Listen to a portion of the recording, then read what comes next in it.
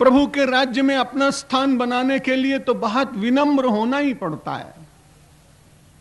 गुरु नानक देव जी महाराज ने कहा कि धर्म के क्षेत्र में भी लोग जाते हैं, तीर्थ करते हैं, व्रत करते हैं, दान करते हैं, उपवास करते हैं, पर बड़े पुराने संत बड़े फक्कड़ हुआ करते थे। उनकी भाषा सधुक्कड़ी हुआ करती थी। अपेक्षाओं में जब व्यक्ति नहीं जीता है तब उसके मुंह से जो निकलता है भले ही कटु हो लेकिन कल्याणकारी होता है। संत साहित्य में यदि आप देखेंगे तो कबीर और गुरु नानक देव जैसे महापुरुषों ने जो जीवन की बात कही वो सुनने में कभी कभी बड़ी अटपटी लगती है, लेकिन जिनके जीवन में स्वयं अपने हित की कल्पना और विश्व के हित की कल्पना विराजमान है, वे अंतर की जिस भाषा से बोलते हैं वहां किसी के प्रति कोई द्वेष नहीं होता। जो सत्य होता है वो प्रकट हो जाता है। तीर्थ व्रत अरुदान कर और मन में धरे गुमान, कह नानक सुन रे मना जो कुंजर स्नान। एक हाथी ने स्नान किया। हम लोग हरिद्वार में कभी कभी शीतकाल में देखते हैं कि झुंड के झुंड गंगा पार से इधर आ जाते हैं। ईख के खेत होते हैं उनको तोड़ डालते हैं, कदली के वृक्ष होते हैं उनको तोड़ डालते हैं।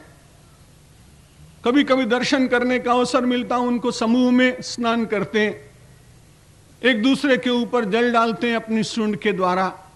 स्नान करने के बाद वहीं पड़ी हुई सैकत राशि में से और वो सारी उठा उठा के रेत भी वो सब बाद में स्नान करने के बाद डालते हैं।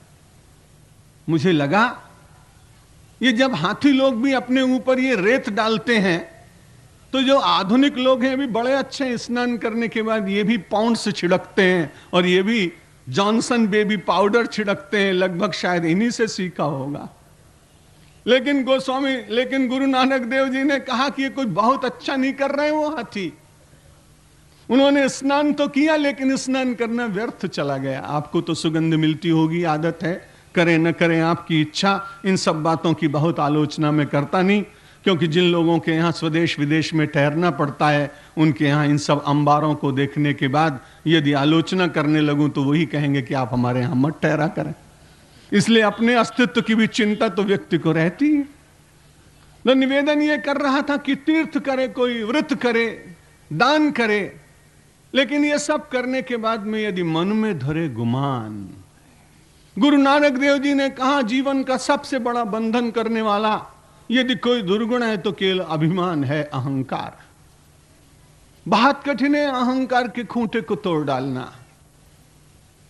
अहंकार के खूंटे को जो व्यक्ति तोड़ सकता है वो निश्चित रूप से अध्यात्म के राज्य का एक बहुत श्रेष्ठ व्यक्ति बन सकता है। वो परमात्मा का सर्वत्र दर्शन करने का धीरे धीरे अधिकार भी प्राप्त कर सकता है।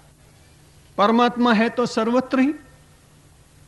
जैसे तिलों में तेल व्याप्त है, जैसे दुग्ध में घृत व्याप्त है, जैसे पुष्प में सुगंध विराजमान है, वैसे कोई ऐसा अणु और कण नहीं जहां परमात्मा की व्याप्ति न हो और परमात्मा की उपस्थिति न हो। लेकिन उस उपस्थिति का अनुभव, उस सारे दिव्य दर्शन को अपने जीवन में प्रतिष्ठित करने की शक्ति और क्षमता व्यक्ति को तभी प्राप्त होती है जब धीरे धीरे वो अपने गुमान को, अपने अहंकार को, अपने ईगो को दूर करने का यत्न करता है।